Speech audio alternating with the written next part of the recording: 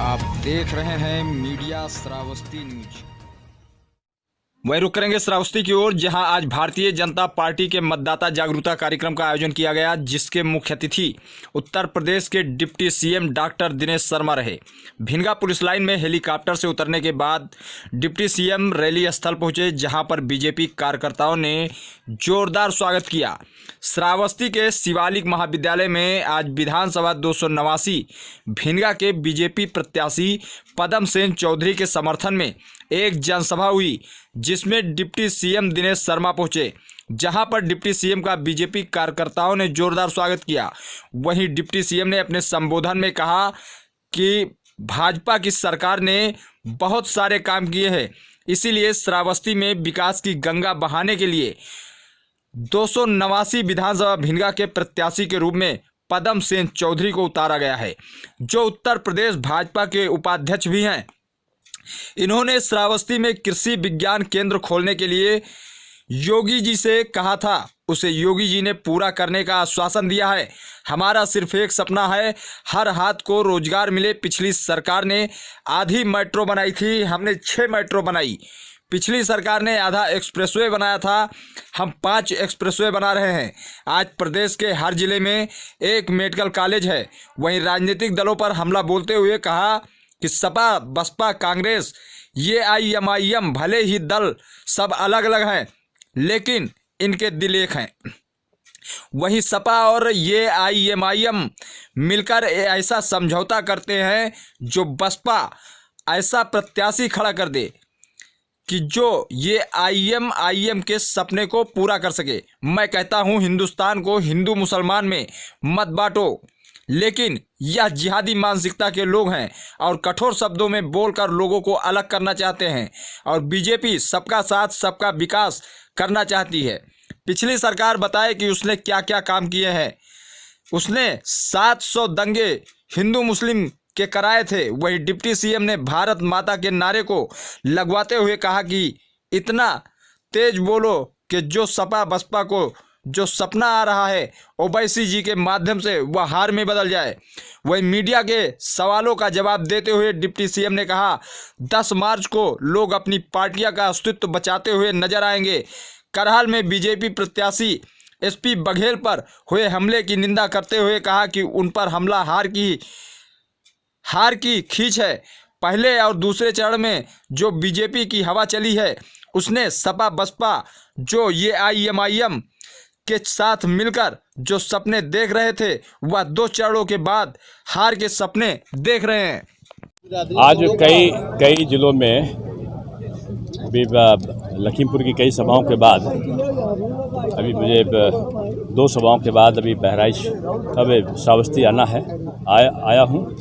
अभी और कुछ जिलों में जाना है और मुझे देखकर अद्भुत आश्चर्य है कि अभी जैसे जनसमुद्र लखीमपुर में उमड़ रहा था और दोनों विधानसभाओं में, और यहाँ भी सभी प्रमुख लोग जो कार्यकर्ता थे, आज उनकी अच्छी सभा, यहाँ पर भी बड़ी सभा हुई है।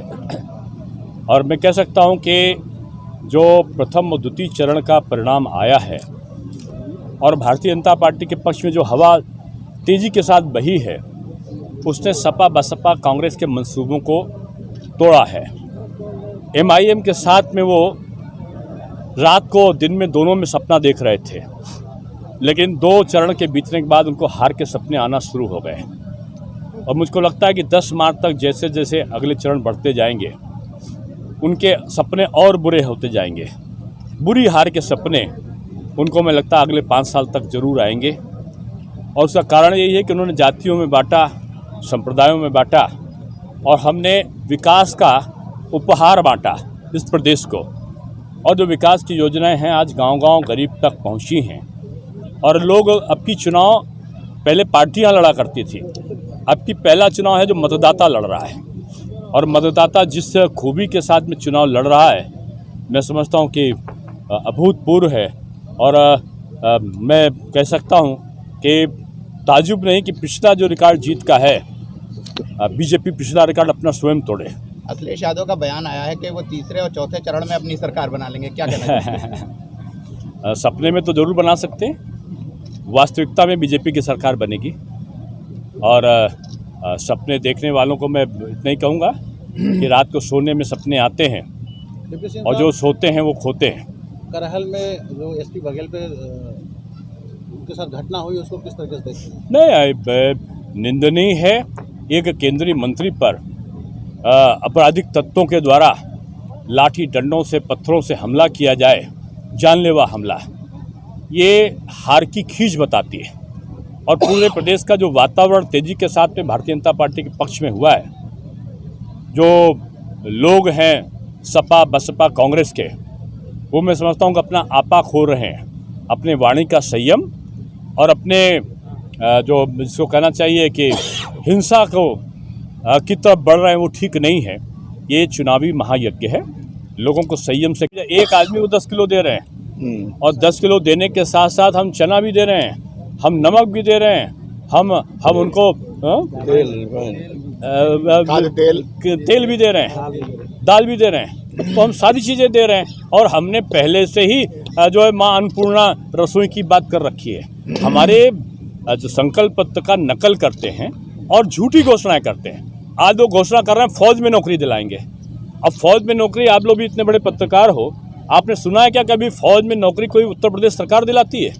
फौज की नौकरी फौज देती है और फौज जो है वो किसी सरकार की तो है नहीं। तो इस झूठी घोषणा करके लोगों का दिमाग को बदलने का काम आज विपक्ष कर रहा है और जनता बड़ी समझदार है, वो समझ रही है। अखिलेश यादव कहते हैं गर्मी निकालने वाले ठंडे पड़ गए हैं, क्या कहेंगे? अभी तो कौन बताएगा कौन ठंडा हुआ है, लेकिन इतना ज़रूर है कि जो 10 मार्च है बहुत लोगों को नया एहसास कराएगी। और मुझको लगता है कि लखनऊ में रहने के बाद लखनऊ में ही जो परिणाम आएगा तो दूर तक संदेश देगा और बहुत से राजनीतिक दल ऐसे हैं जो अपने अस्तित्व का संघर्ष करते हुए दिखाई पड़ेंगे। इमरान प्रताप गढ़ी कह रहे हैं